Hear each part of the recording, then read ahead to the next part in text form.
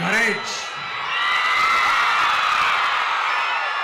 Courage தான் எல்லாத்துக்குமே ஒரு பேஸ். கரேஜ் தான் எல்லாத்துக்குமே ஒரு பவர். அப்படிப்பட்ட அந்த பவர் எதிலிருந்து ஆரம்பிக்கிறது தெரியுமா? நம்மள அண்டர் எஸ்டிமேட் பண்ற நேரத்துல, நம்மள ஒரு ஏளனமா பார்க்கிற நேரத்துல, நம்ம யாருன்னு ப்ரூவ் பண்ணி காட்டணும்னு ஒண்ணு தோணும். நம்ம யாருன்னு காட்டணும்னு ஒரு உத்வேகம் ஒண்ணு வரும். அப்படி ப்ரூவ் பண்ற அந்த பாயிண்ட் எதுல இருந்து ஸ்டார்ட் ஆகுது தெரியுமா? எந்த விஷயத்துல நம்மள கிண்டலும் கேலியுமா பேசுறாங்களோ அதே விஷயத்தை வச்சு நம்ம அது ஒரு பாசிட்டிவா மாத்துறதுன்னு ஒண்ணு இருக்குல்ல, அதே விஷயத்தை வச்சு நம்ம அது ஒரு ஃபயரா மாத்துறதுன்னு ஒன்று இருக்குல்ல, அங்கிருந்து தான் அந்த பவரே ஸ்டார்ட் ஆகும். அப்படிப்பட்ட அந்த உண்மையான அந்த பவரை சொல்ற அந்த பாயிண்ட்ல இருந்து ஆரம்பிக்கலாமா?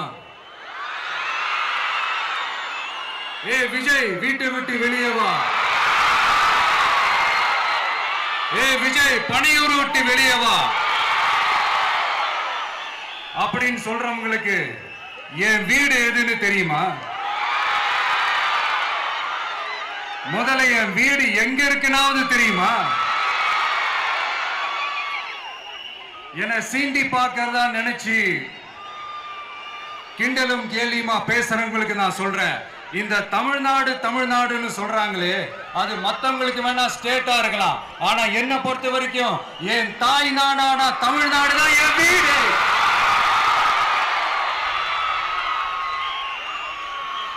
என் வீட்டுல மொத்தம் எத்தனை பேர் இருக்காங்க தெரியுமா? 8 கோடி பேர் இருக்காங்க. ஒட்டுமொத்த தமிழ்நாட்டு மக்களும் என் வீட்டு மக்கள், என் குடும்பம், என் உறவு, என் சொந்தம்.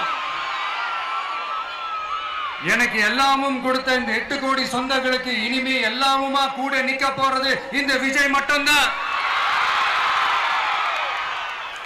தமிழ்நாட்டோட முதல் படை வீரனா, தமிழ்நாட்டோட முதல் பாதுகாவலனா அவங்க கூடவே நிக்கணும்ன்றதுதான் என்னுடைய குறிக்கோள். இன்னைக்கு இந்த விஜய், உங்க விஜய் உங்ககிட்ட ஓட்டு கேட்டு மட்டுமே வரல, உங்ககிட்ட நீதி கேட்டும் வந்திருக்கிற. ஆக்சுவலா உங்களுக்காக நீதி கேட்கறதுக்காக தான் நான் அரசியலுக்கே வந்தேன். ஆனா இன்னைக்கு நான் உங்ககிட்ட நீதி கேட்கறதுக்காக வந்திருக்கிறேன். இந்த விஜய் என்னங்க தப்பு பண்ணா? தன்னை நேசிச்ச தன்னுடைய மக்களுக்காக அரசியலுக்கு வந்தா அது ஒரு தப்பா?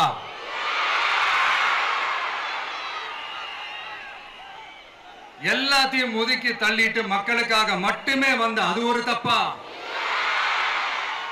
இந்த மத்த கட்சிகளுக்கெல்லாம் மாநாடு நடத்துறதுக்கோ பொதுக்கூட்டம் நடத்துறதுக்கோ இல்ல ஹால் ஃபங்க்ஷன்ஸ் நடத்துறதுக்கோ பர்மிஷன் கொடுப்பாங்க, இடம் கொடுப்பாங்க. ஆனா நமக்கு மட்டும் இடம் கொடுக்க மாட்டாங்க, கொடுக்கவும் விட மாட்டாங்க. இது என்னங்க நியாயம்? நான் போய் மக்களை சந்திக்கிறதுக்கோ இல்ல மக்கள் வந்து என்ன சந்திக்கிறதுக்கோ ஒரு உரிய இடமோ இல்ல உரிய பாதுகாப்போ மத்த கட்சிகளுக்கு எல்லாம் கொடுப்பாங்க. ஆனா எனக்கு கொடுக்க மாட்டாங்க, கொடுக்கவும் விட மாட்டாங்க. இது என்னங்க நியாயம்? இந்த SOPs சொல்லுவாங்க, அதனுடைய ஃபுல் ஃபார்ம் வந்து ஸ்டாண்டர்ட் ஆபரேட்டிங் ப்ரொசீஜர். ஆனா எனக்கு மட்டும் அது ஸ்டாலின் சார் ஆபரேட்டிங் ப்ரொசீஜர்.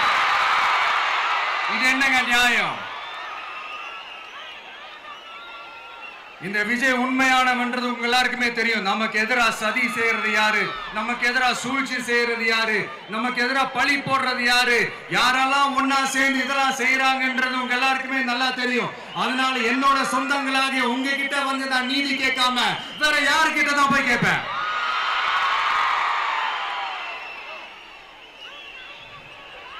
செல்ஃபே எடுக்காத ஒரு கூட்டணி கணக்கு, செல்ஃபே எடுக்காத ஒரு அறத பழைய அரித்மெட்டிக் கணக்கு, இதெல்லாம் வேலைக்கே ஆகாது. ஆணித்தரமா அடிச்சு சொல்றேன். அப்புறம் இந்த காசு கொடுத்து ஓட்டு வாங்கிடலாம்னு கனவு காண்றாங்கல்ல, அதுவும் இந்த விஜய் வந்ததுக்கு அப்புறம் நடக்கவே நடக்காது. வண்டி வண்டியா கொண்டாந்து குட்டுவாங்க. 1000, 2000, 3000, 4000, 5000. சாமி மேல சத்தியெல்லாம் வாங்க அப்படிதான் இத்தனை வருஷமா உங்களை ஏமாத்தி இருக்கிறாங்க. வாங்கிக்கங்க, சந்தோஷமா வாங்கிக்கங்க. எல்லாம் உங்க பணம் தான். வாங்கிக்கிட்டு அவங்க காதிலே விசில ஊதி அனுப்புங்க. எப்படி? அவங்க செவிலே விசில ஊதி அனுப்புங்க.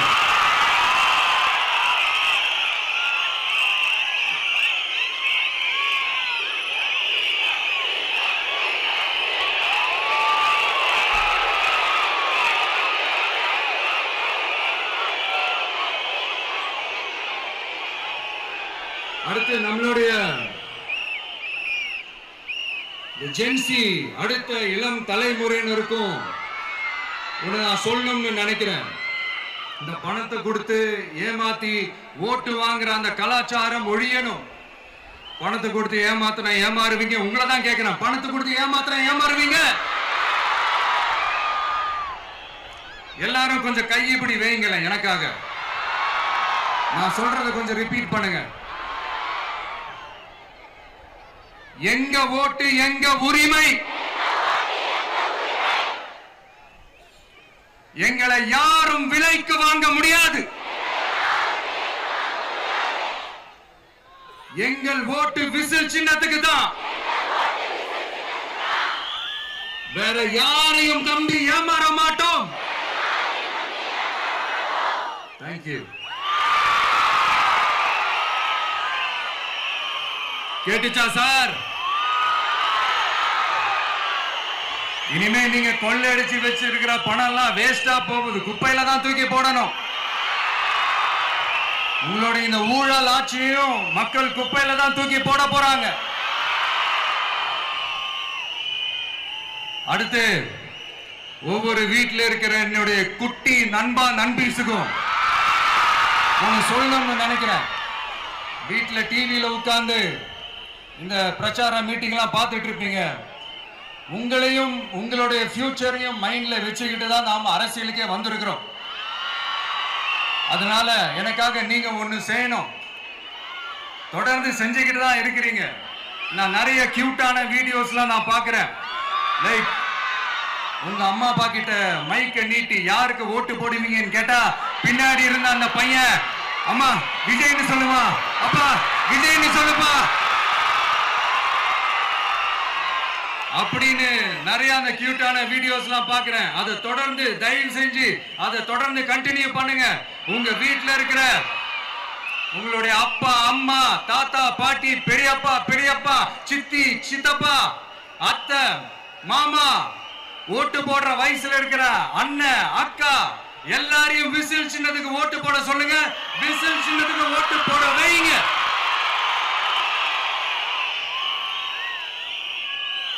இந்த தேர்தல் நெருங்கிற இந்த நேரத்தில் பொலிட்டிக்கலா ஸ்பீக்கிங் டு த பாயிண்ட் ஒரே ஒரு விஷயம் நான் சொல்லணும். நாங்க அரசியலுக்கு வந்தது எந்த கட்சியும் ஒழிக்கிறதுக்கோ அழிக்கிறதுக்காகலாம் நாம அரசியலுக்கு வரல. யார் மேலேயும் தனிப்பட்ட ஒரு வன்மமோ இல்ல தனிப்பட்ட கோபமோ அப்படிலாம் யார் மேலேயும் கிடையாது. இந்த மற்றவங்க மாதிரி இந்த வெறுப்பு அரசியல் பண்றதுக்காகலாம் நாம அரசியலுக்கு வரல. அரசியல் ரீதியா நம்மளுடைய எதிரிகள் யாருன்னு டிக்ளேர் பண்ணிட்டு தேர்தலில் நின்று ஜெயிச்சு மக்களுக்காக எங்களுடைய நன்றி கடனை செலுத்துறதுக்காக தான் நாம அரசியலுக்கே வந்திருக்கோம். Just want to make this clear. அவங்கள கேள்வி கேட்கறதுக்கு முன்னாடி அவங்களோட இயலாமையை மறைக்கிறதுக்காக இந்த ஏ டீம் பி டீம் இதெல்லாம் கூட சேர்த்துக்கிட்டு ஒரே விஷயத்த சொல்லி அழுவுறாங்கல்ல. என்னன்னு சொல்லி அழுவுறாங்க? அனுபவம் இல்லாதவங்களால எப்படி ஆட்சி அதிகாரத்தை செய்ய முடியும் அப்படின்னு ஒரே விஷயத்த சொல்லி அழுவுறாங்கல்ல. அந்த அழுகைக்கு நாம ஒரு பதிலடி கொடுக்கணும்ல. மக்களே, நான் உங்களையே கேட்கிறேன், தெரியாம தான் கேட்கிறேன். இந்த அனுபவம் அனுபவம் அனுபவம்னு சொல்றாங்களே, அதிகாரத்தை வச்சு மக்கள் பணத்தை கொள்ளையடிச்சதை தாண்டி வேற ஏதாவது கொம்பு முளைச்ச பெரிய அனுபவம் இவங்களுக்கு இருக்குதா?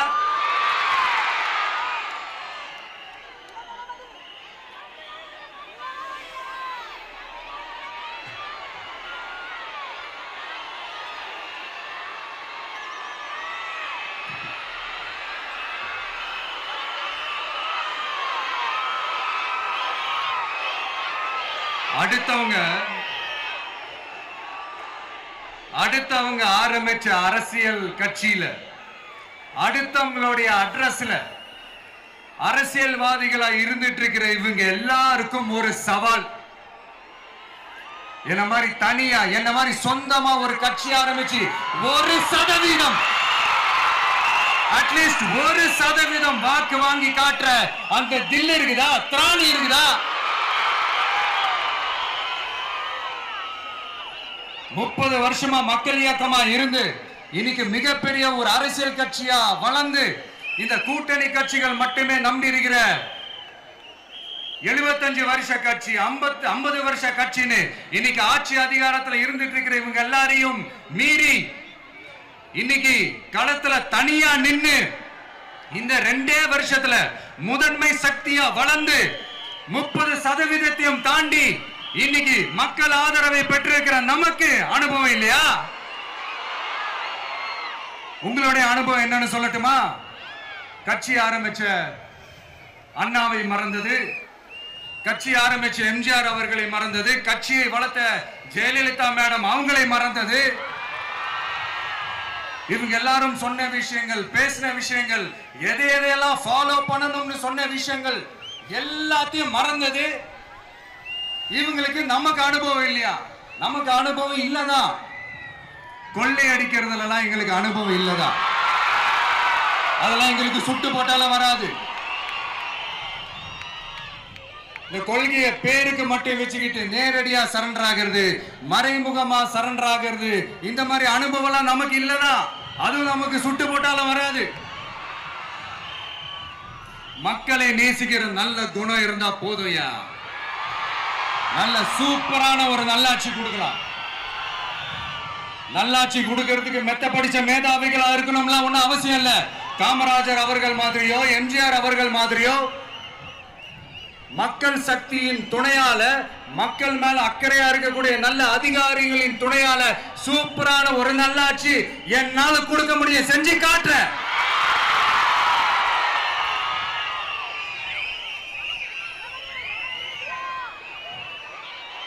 நாலரை வருஷம் ஆச்சு, 4.25 வருஷத்துக்கு மேல ஆகுது. இப்போ ஒவ்வொரு வீட்டு கதவையா தட்டி உங்கள் கனவுகளை சொல்லுங்கள், உங்கள் கனவுகளை சொல்லுங்கள், நாங்கள் அதை நிறைவேற்றி காட்டுறோம். இல்ல, ஸ்டாலின் சாருக்கு மக்கள் சார்பா ஒரு கேள்வி. மக்களுடைய கனவு என்னன்னு உங்களுக்கு தெரியுமா சார்?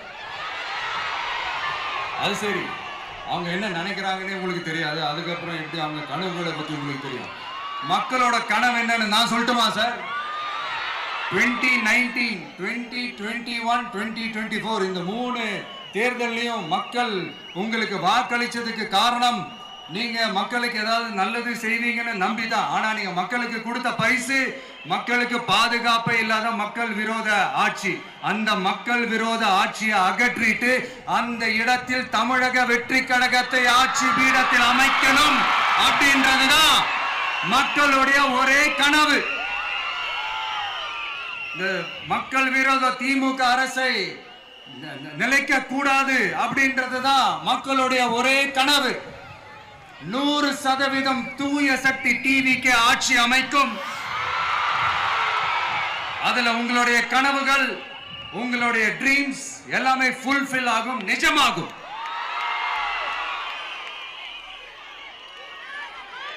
தமிழ்நாடு எப்பவுமே டெல்லிக்கு அவுட் ஆஃப் கண்ட்ரோல் அப்படின்ட்டு ஸ்டாலின் சார் அடிக்கடி சொல்லுவாங்க. ஸ்டாலின் சார் எதெல்லாம் அவுட் ஆஃப் கண்ட்ரோல் இப்ப நான் கொஞ்சம் சொல்லட்டுமா? முதல்ல சட்டம் ஒழுங்கெல்லாம் அவுட் ஆஃப் கண்ட்ரோல், பெண்கள் பாதுகாப்புல அவுட் ஆஃப் கண்ட்ரோல், இளைஞர்கள் வேலை வாய்ப்புல அவுட் ஆஃப் கண்ட்ரோல், மொத்தத்தில் அவரோட ஆட்சியே ஒரு அவுட் ஆஃப் கண்ட்ரோல். இந்த வருஷம் பிகினிங்ல சட்டசபையில பேசும்போது சொல்றாங்க, மக்கள் எல்லாரும் ரொம்ப மகிழ்ச்சியா இருக்கிறாங்க, அதனால நானும் ரொம்ப மகிழ்ச்சியா இருக்கிறேன் அப்படின்னு. மக்கள் சந்தோஷமா இருக்கிறத பார்க்கறது கூட ஒரு சந்தோஷம் தான் சார், அது யாரும் இல்லைன்னு சொல்லல. அப்படி உண்மையிலேயே மக்கள் உண்மையிலேயே சந்தோஷமா இருக்கிறாங்க அப்படின்னா ஏன் சார் விவசாயிகள் போராட்டம் நடக்குது? ஏன் சார் மீனவர்கள் போராட்டம் நடக்குது? ஏன் தொழிலாளர்கள் போராட்டம் நடக்குது? தூய்மை பணியாளர்கள் போராட்டம் ஏன் நடக்குது? அங்கன்வாடி ஊழியர்கள் போராட்டம், செவிலியர்கள் போராட்டம், மருத்துவர்கள் போராட்டம், மாற்றுத்திறனாளிகள் போராட்டம், அரசு ஊழியர்கள் போராட்டம், ஆசிரியர்கள் போராட்டம், இடைநிலை ஆசிரியர்கள் போராட்டம், பகுதி நேர ஆசிரியர்கள் போராட்டம். இதெல்லாம் உங்க ஆட்சியில மக்கள் மகிழ்ச்சியா இருக்காங்கன்றதுக்காக நடக்கிற போராட்டமா சார்? எனக்கு தெரிஞ்சு மக்கள் சந்தோஷமா இருக்கிறாங்கன்னா பொங்கல் வச்சு கொண்டாடுவாங்கன்னு கேள்விப்பட்டிருக்கிறேன். உங்க ஆட்சியில தான் போராட்டம் நடத்தி அவங்களுடைய மகிழ்ச்சியை வெளிப்படுத்துறாங்கன்னு நினைக்கிறேன். இன்னும் தீரவே தீராத பிரச்சனைகள்னா இருக்கிற இடம் பிரச்சனை, பார்க்கிற வேலை பிரச்சனை, பண்ற தொழில் பிரச்சனை, விலைவாசி பிரச்சனை, தண்ணி பிரச்சனை, பஸ் வசதி இல்லைன்ற பிரச்சனை, ரோடு சரி இல்லைன்ற பிரச்சனை, ஆஸ்பத்திரி சரியா இல்லைன்ற பிரச்சனை. இப்படி எல்லாம் ஒரு அடிப்படை விஷயங்களே பிரச்சனையா இருந்தா அப்போ ஆளுங்கட்சின்னு ஒண்ணு எதுக்குதான் இருக்கிறாங்க அப்படின்னு தானே மனசுல தோணும் மக்களுக்கு. ஆட்சிக்கு வர்றதுக்கு முன்னாடி தான் பொய் பொய்யா அடிச்சு விட்டீங்க. இப்ப ஆட்சியை விட்டு போகும்போது கூட பொய் பொய்யா பேசுறீங்களே சார், என்ன சார் இது? மாத்தி மாத்தி பேசுறதுல நீங்க வேற லெவல் தான் சார். ஆட்சிக்கு வந்த அடுத்த வருஷமே 2022ல 70% வாக்குறுதிகளை நிறைவேற்றிட்டோம்னு சொன்னாங்க. அப்புறம் போன வருஷம் 90% வாக்குறுதிகளை நிறைவேற்றிட்டோம்னு சொன்னாங்க. அப்புறம் இந்த வருஷம் 505 வாக்குறுதிகளை 404 வாக்குறுதிகளை நிறைவேற்றிட்டோம். கிட்டத்தட்ட ஒரு 80% வாக்குறுதிகளை நிறைவேற்றிட்டோம்னு சொன்னாங்க. முதல்ல 70, அப்புறம் 90, அப்புறம் 80. இன்னும் தேர்தல் நெருங்க அது 60, 50, 40, 30, 20ல போய் நிற்கும்னு நினைக்கிறேன். அதையும் அவரே அறிவிப்பாரோ என்னமோ எனக்கு தெரியல.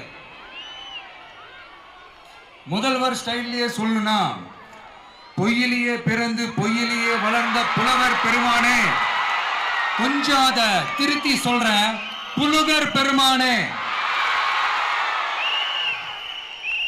அது இன்னும் பொருத்தமா இருக்கும். அவருடைய அண்ட புழுகு, ஆகாச புழுகு என்ன தெரியுமா? பெண்களுக்கு பாதுகாப்பு தமிழ்நாட்டில் எங்க போனாலும் கொட்டி கிடக்குதான்.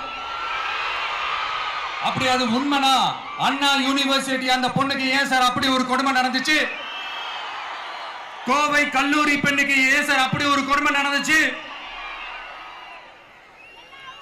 பெண் குழந்தைகள் பாதிக்கப்படுறதா கிட்டத்தட்ட 1000க்கும் மேலான போக்சோ கேசுகள் ஏன் சார் பதிவானுச்சு? போதைப் பொருள் கலாச்சாரம் கண்ட்ரோலே இல்லாம அது பாட்டுக்கு தாறுமாற எங்கேயோ போய்கிட்டு இருக்கு. வயலன்ஸ் எல்லாம் தலைவிரிச்சு ஆடுது.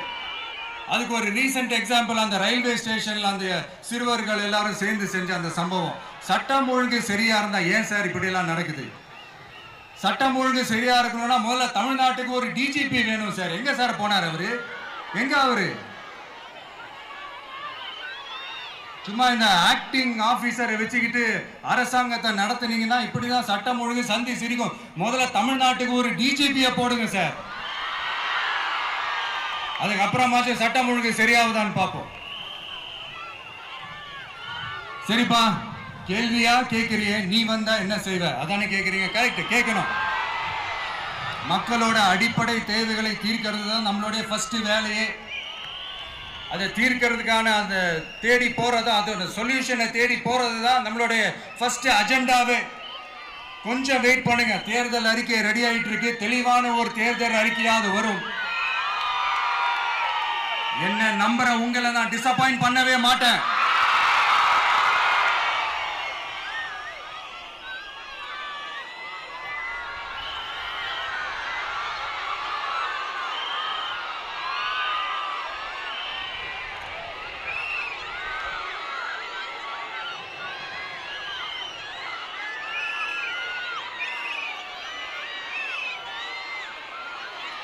இந்த சும்மா ஆட்சிக்கு வரணும்ன்றதுக்காக இந்த நடைமுறைக்கு சாத்தியமே இல்லாத இந்த மாதிரி விஷயங்கள் எல்லாம், வாக்குறுதிகளை நான் என்னைக்குமே கொடுக்கவே மாட்டேன். அதே மாதிரி ஆட்சிக்கு வந்ததுக்கு அப்புறம் கூட அவங்க அது தரல, இவங்க இது தரல அப்படின்லாம் பம்மிக்கிட்டு இல்லாம உங்களுக்காக எந்த எக்ஸ்ட்ரீமுக்கும் போய் நான் போராடவும் தயாரா இருக்கிறேன். அதனால நான் மறுபடியும் இதை நான் ரிப்பீட் பண்றேன். இவ்வளவு நாள் இதை நான் மட்டும் தான் சொல்லிக்கிட்டு இருந்தேன். இப்ப களமே சொல்லுது, 2 பேருக்கு நடுவுல தான் போட்டியே. ஒன்னு இன்னொன்னு ஒன்னு தூய சக்தி டிவிக்கு, இன்னொன்னு தீய சக்தி DMK.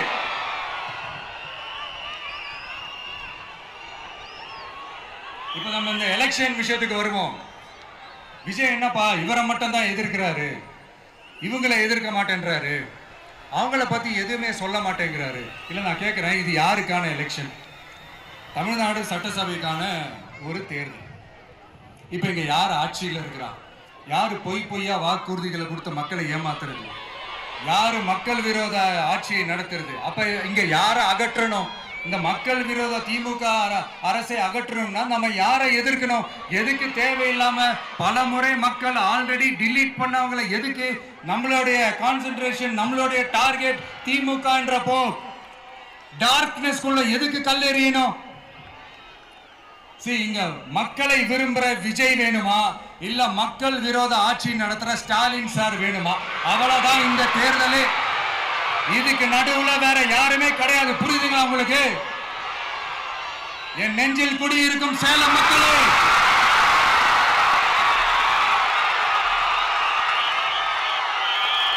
One last simple question.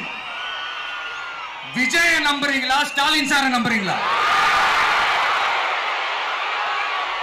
அவ்வளவுதான், முடிஞ்சு போச்சு. கதம் கதம். போர் முழக்கம் உங்களை ஒரு நிமிஷம் கூட தூங்க விடாது. இந்த போன லாஸ்ட் வீக் இந்த டிஎன்பிஎஸ்சி இந்த எக்ஸாம்ஸ், இந்த குரூப் 2 எக்ஸாம்ஸ் அதை அனௌன்ஸ் பண்ணிட்டு உடனே அதை கேன்சல் பண்ணிட்டாங்க. இது உலகத்துக்கு எல்லாருக்கும் தெரியும். கேன்சல் பண்ணிட்டு ரொம்ப சிம்பிளா டெக்னாலஜி ஏதோ சம் ஃபால்ட், டெக்னிக்கல் ஃபால்ட் அப்படின்னு சொல்லி அதை கடந்து போயிட்டாங்க. இத்தனை வருஷமா ராத்திரி பகலமா கஷ்டப்பட்டு படிச்சு எப்படியாவது நமக்கு அந்த வேலை கிடைக்காதான்னு அந்த எக்ஸாம்ஸை ஃபேஸ் பண்ண வந்த நம்மளுடைய தம்பி தங்கைகள் எவ்வளவு ஒரு மன உளைச்சலுக்கு ஆளாயிருப்பாங்க. அதை யாராவது யோசிச்சு பார்த்தீங்களா? ஒரு எக்ஸாம்ஸை ஒழுங்கா நடத்த தெரியல, இதுல உலக நாடுகளோட போட்டி போடுறாங்களாம். நம்மளுடைய தம்பி தங்கைகள், நம்ம அம்மா அப்பா கிட்ட சொல்லுங்க, யாரும் தைரியம், எல்லாரும் தைரியமா இருங்க. வரப்போறது உங்க ஆட்சி, நம்ம ஆட்சி.